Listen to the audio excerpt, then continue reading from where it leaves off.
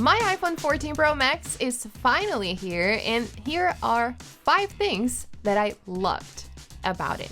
Before I get into it, make sure to also watch the 5 things that I hated about the iPhone 14 Pro Max. And if you're new here, my name is Marina. Welcome to the channel. Make sure to subscribe if you like the content and give me a thumbs up. This video is sponsored by SetApp, an incredible cross-platform suite which gives you access to over 200 iOS and macOS applications without any additional cost. You only need to pay for your subscription and choose the apps that you'd like to use. Now, a great benefit is that you can start a free trial when you use the link listed down below in the description. Number 1, I love the new deep purple color. I love that depending on the angle, it looks black, so you don't see the purple shade all the time, and I simply think it's a chic color. I also purchased the umber case, and I love how it looks with the iPhone 14 Pro Max, the deep purple color. And I previously owned the Sierra Blue iPhone 13 Pro Max and also the Pacific Blue iPhone 12 Pro Max. That was when I started purchasing the different colors, because until then I always chose the silver or graphite. And I have to say that I'm pretty happy with it. I can almost say that this is my favorite iPhone color so far, and I didn't think I would say that. Next, dynamic island.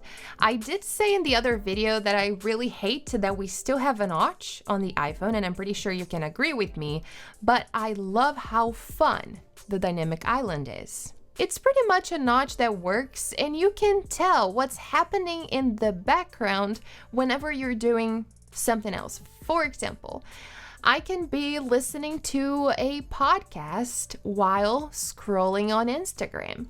So, of course, my whole display will be showing Instagram, but the dynamic island will show me the sound waves and the podcast cover. I just feel like this is amazing. Also, there are tons of animations. There's an animation for when you plug your iPhone to charge, when Do Not Disturb is enabled, when Face ID is used, when your phone is locked, when your phone is unlocked, and you can also interact with it. So when you set a timer, for example, you can press on the dynamic island and expand it. All the controls will be right there. You don't have to go and open the timer app and do anything like that. So it's convenient. So is that something that you really need? Will it change your user experience? No, definitely not, but it's extremely cool and I love it. Number 3. Always on display. Some of you will say that this is not great for battery life. I haven't had any issues so far, and I just love how easy it is for me to just glance over my iPhone and check if I have any pending notifications. So the always on display is a dimmed version of your lock screen with all the widgets and your photo. So nothing changes. The only thing that changes is the brightness. Also, it is in full color, so the skin tones don't change. So if you have a picture of yourself or of your kids, the skin tone doesn't change, which is really nice. If you're interested in knowing how long it took me to get used to it, I will say it took me 1 or 2 days. And the reason why it took me a little bit to get used to it is because we're not used to having our iPhones with the display on all the time. So I always thought that I had a new notification, but it wasn't the case. I got used to it pretty quickly, and again, I just love how easy it is to check my notifications without having to tap on the display. When I'm washing the dishes, for example, I always have my iPhone in front of me because I have a Muffet sticky pad on the wall. So I clip my iPhone on in the front of me, and I can pretty much just look at my iPhone and I will know if there's a notification there that I need to reply later. And if it's something urgent, I can stop washing the dishes and pick up my phone.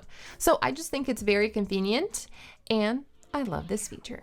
Number 4, peak brightness. The iPhone 14 Pro got almost 2 times brighter when outdoors, and for the first time ever, I can say that my iPhone is not too dim when I'm outside.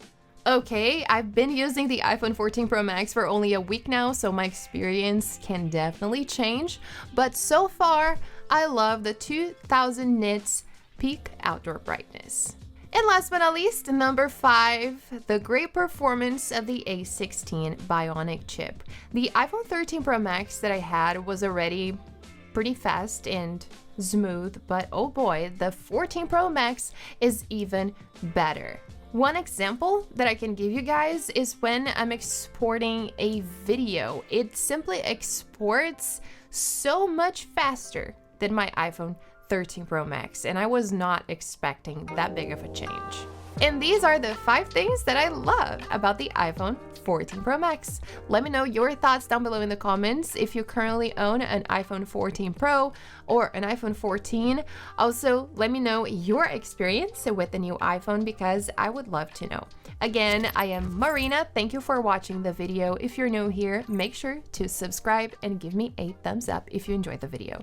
Thanks for watching, and I'll see you guys next time.